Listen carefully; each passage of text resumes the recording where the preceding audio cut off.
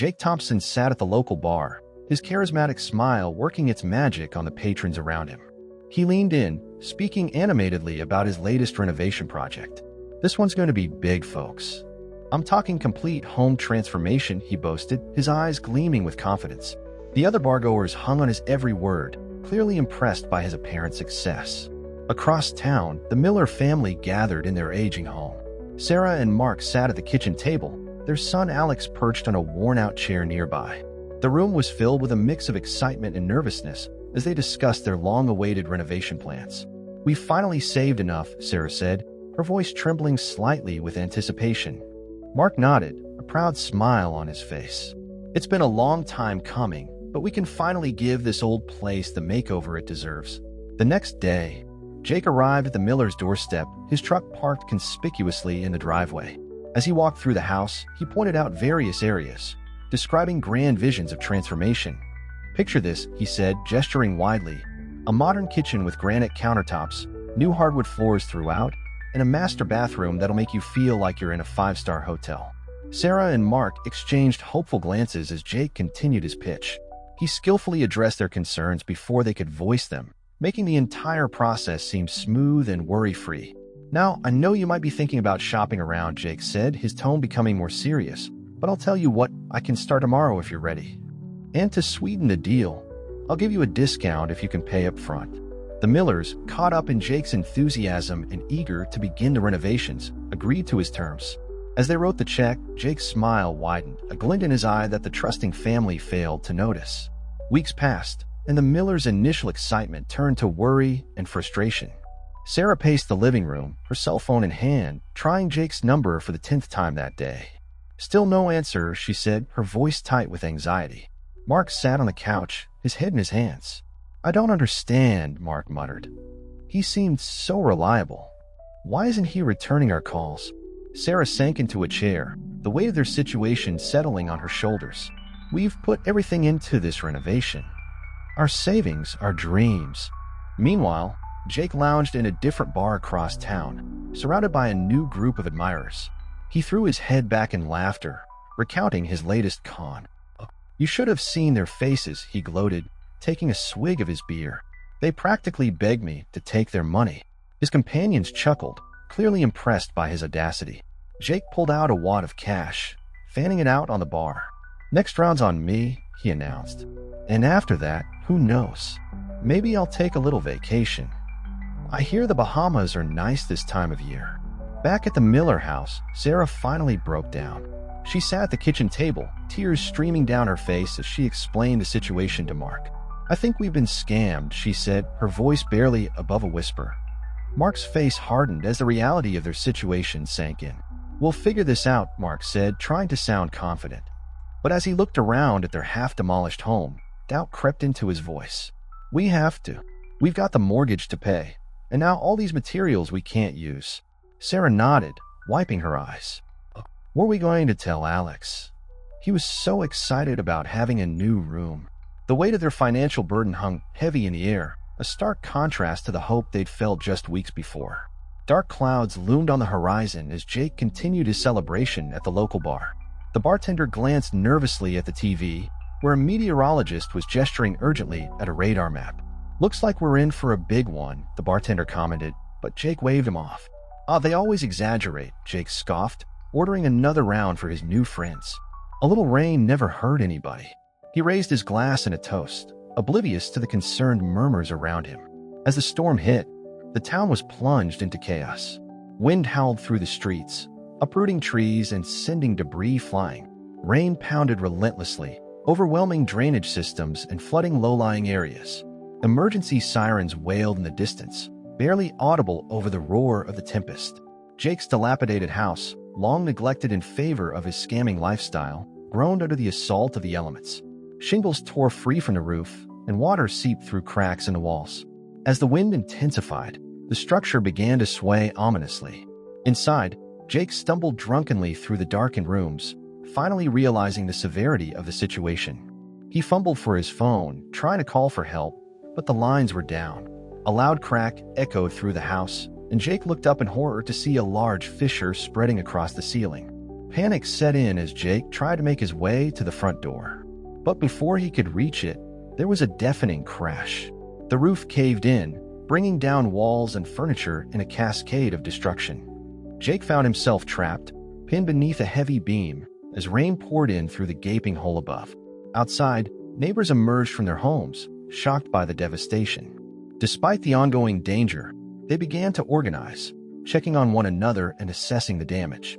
As word spread of Jake's predicament, a group of residents rushed to his aid, setting aside personal grievances in the face of a life-threatening emergency. As dawn broke, the storm's aftermath became apparent. News vans rolled into town, their satellite dishes extending skyward. Reporters, hair whipping in the residual wind, stood before cameras, detailing the destruction. We live in Cedar Grove, where last night's unprecedented storm has left a trail of devastation, one reporter announced, gesturing to the debris-strewn street behind her. Local authorities are still assessing the damage, but early reports suggest dozens of homes have been severely affected. Jake, having been pulled from the wreckage of his house, huddled behind a tree, out of sight of the cameras. His clothes were torn and muddy, a makeshift bandage wrapped around his head. He winced as he overheard snippets of conversation about his rescue, shame and fear warring on his face. Across town, the Miller family emerged from their battered home. Despite the leaks and broken windows, their house had weathered the storm better than many others. As they stepped onto their porch, they were met by a group of neighbors. "We brought some supplies," one woman said, holding out a box of canned goods. "It's not much, but we wanted to help." Others nodded, offering tools, tarps, and manpower to help with repairs. Sarah's eyes welled with tears, touched by the unexpected kindness. Mark put an arm around her, his voice thick with emotion as he thanked their neighbors. Even young Alex pitched in, helping to distribute water bottles to those gathered on their lawn. As the day progressed, more and more people gravitated to the Miller house, drawn by the growing spirit of community. What started as a small group swelled into an impromptu relief center, with the Millers at its heart. Meanwhile, Jake skulked on the outskirts of town, overhearing snippets of conversation about the community's response. His face darkened as he heard praise for the Millers' generosity in their time of need. Anger and shame warred within him, his hands clenching into fists as he realized how quickly the town had turned its back on him. The Millers' front yard had transformed into a bustling hub of activity. Sarah stood on a porch, clipboard in hand, directing volunteers to various tasks. Mark worked alongside a group of men, clearing debris and patching the roof. "All right, we need more hands on the Johnson's place down the street," Sarah called out. "Anyone free?" A group of teenagers raised their hands, eager to help. Sarah smiled, touched by their enthusiasm. As the community rallied, Jake watched from a distance, his face a mask of conflicting emotions. He saw the Millers, the very family he had swindled, now at the center of the town's recovery efforts. The irony wasn't lost on him. It fueled a simmering resentment. "They think they're so special," Jake muttered to himself, his eyes narrowing. He began formulating a plan, driven by a misguided desire for revenge. "I'll show them. I'll show them all." Meanwhile, Alex Miller was exploring the attic, tasked with salvaging what he could. As he moved a fallen beam, something caught his eye, a leather-bound book, partially hidden under some old newspapers. Curious, he pulled it out and flipped it open. His eyes widened as he realized what he was holding. It was Jake's diary, left behind in his hasty departure. Alex's hands trembled as he read entry after entry, detailing Jake's schemes and his callous attitude towards his victims. "Mom, Dad," Alex shouted, racing down the stairs, the diary clutched to his chest. "You need to see this."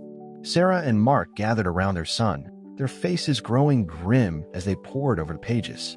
The diary laid bare Jake's deceptions, not just against them, but against numerous families in town. "We have to tell everyone," Mark said, his voice firm. Sarah nodded, her expression a mix of anger and determination. As they discussed how to proceed, they were unaware that Jake was making his way back into town, his own plans for confrontation taking shape. The Miller family huddled together in their living room, the discovered diary laid out on the coffee table before them. Mark paced back and forth, his face etched with determination. "We can't keep this to ourselves," he said firmly. "The whole town needs to know what kind of man Jake really is." Sarah nodded in agreement, her eyes steely. "But we need to be smart about this. We can't just start shouting accusations without proof." She picked up the diary, flipping through its damning pages. "This is our evidence. We need to present it carefully. As they formulated their plan, Jake was skulking around the edges of the reconstruction efforts. He watched with narrowed eyes as volunteers bustled about, carrying lumber and tools. His gaze fixed on the Miller house, a sneer twisting his lips. Seizing an opportunity, Jake grabbed a hard hat and vest from an unattended truck. Blending in with the workers, he made his way towards the Miller property. His heart raced with a mix of anger and anticipation as he approached the house.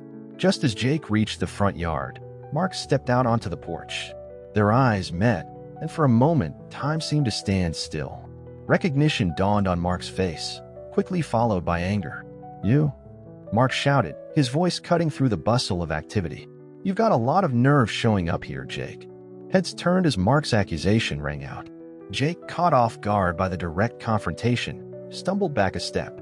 But then his face hardened, and he shot back, "I don't know what you're talking about. I'm here to help, just like everyone else."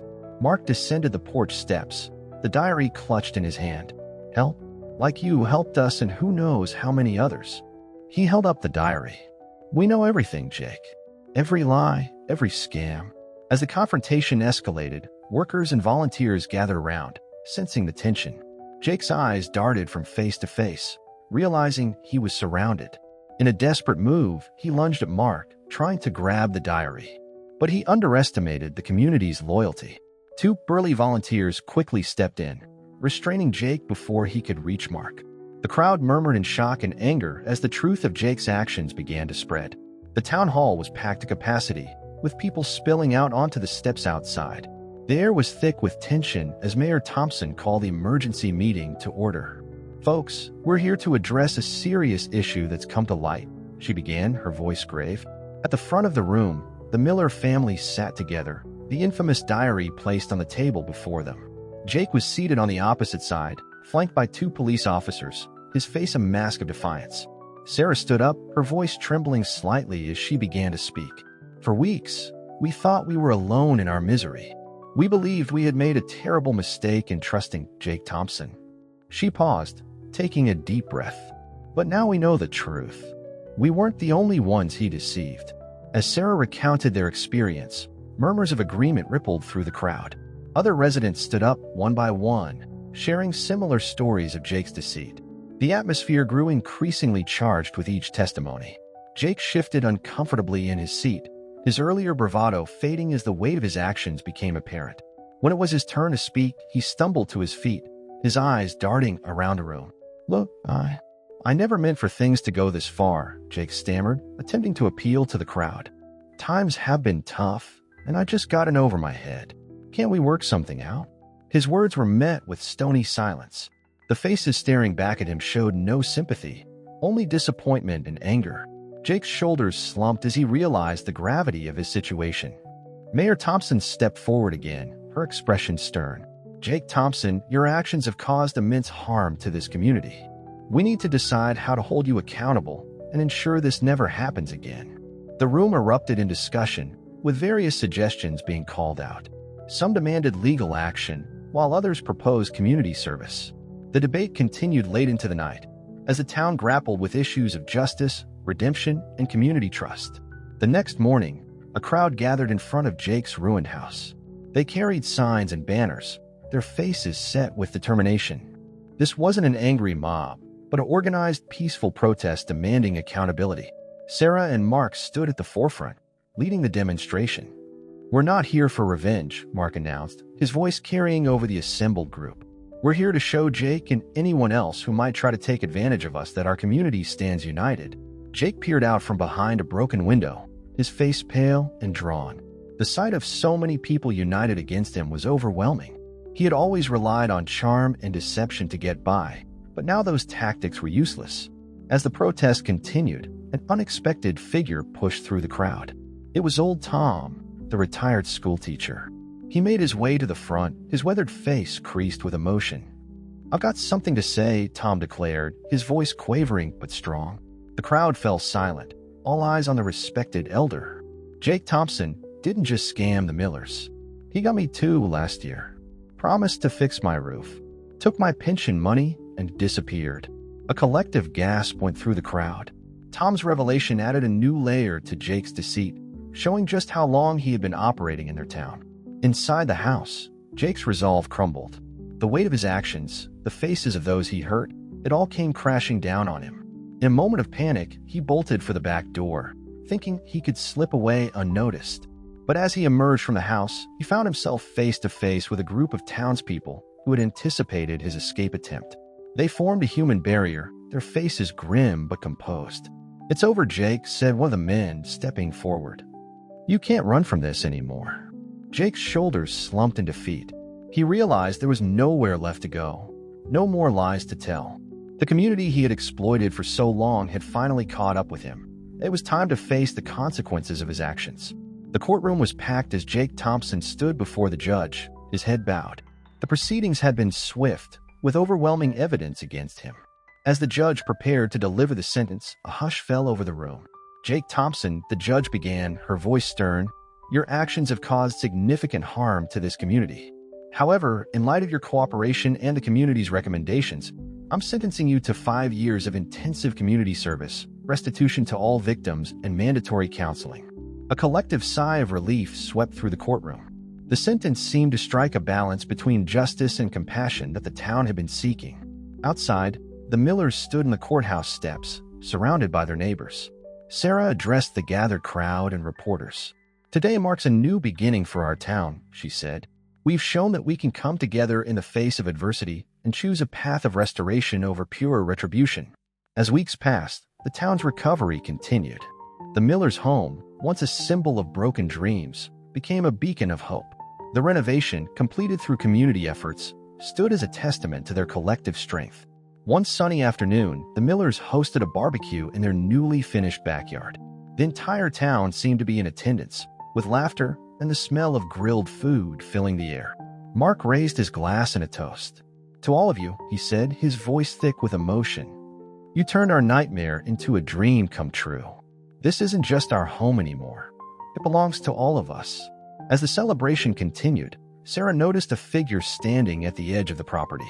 It was Jake, looking cleaned up and sober, hesitantly watching the festivities. Their eyes met, and after a moment's hesitation, Sarah gave a small nod. It wasn't forgiveness, not yet, but it was an acknowledgement, a tiny step toward healing. The party continued long into the evening, a joyous celebration of community, resilience, and the power of coming together in the face of adversity. The courthouse was packed for Jake's final hearing. As the proceedings began, the prosecutor stood up, a tablet in hand. "Your Honor, we have new evidence to present," she announced. The room fell silent as she played a video on the large screen. The footage showed Jake in a bar, clearly intoxicated, boasting about his scams. "These suckers, they fall for it every time," his recorded voice echoed through the courtroom. Jake, now seated at the defendant's table, visibly cringed as his past caught up with him. As the video played, showing multiple instances of Jake gloating about his deceptions, the mood in the courtroom shifted. The last shred of sympathy some might have held for Jake evaporated. The judge's expression hardened as she watched. When the video ended, the judge addressed Jake directly. "Mr. Thompson, in light of this new evidence, I'm amending your sentence. You will serve 2 years in state prison, followed by 5 years of community service. Additionally, you'll be required to work alongside the very people you've wronged, under strict supervision." The Millers, seated in the front row, exchanged glances. It wasn't the outcome they had initially sought, but it felt just. As Jake was led away, Sarah caught his eye. For a brief moment, she saw genuine remorse in his face. Months passed, and Jake found himself working on community projects, often side by side with his former victims. Initially, the atmosphere was tense, with many refusing to speak to him. But as time went on, small changes began to occur. One day, while repairing the roof of the community center, Jake worked alongside Mark Miller. As they hammered shingles into place, Jake spoke softly. "I know it doesn't change anything, but I truly am sorry," he said, not meeting Mark's eyes. Mark was silent for a long moment before responding. "You're right, it doesn't change the past. But it's a start." As the sun set on another day of work, Jake stood back, observing the bustling town he had once seen only as a source of easy money. Now he saw the strength in their unity, the wealth in their bonds. For the first time in years, Jake felt a glimmer of something he'd long forgotten, the desire to be part of something greater than himself. The road to redemption would be long and challenging, But as Jake watched the Millers chatting with their neighbors, he realized that the true riches in life weren't found in scams or easy money, but in the connections we forge and the communities we build. With this realization, Jake picked up his tools and walked towards the group, ready to take another small step on his journey of redemption.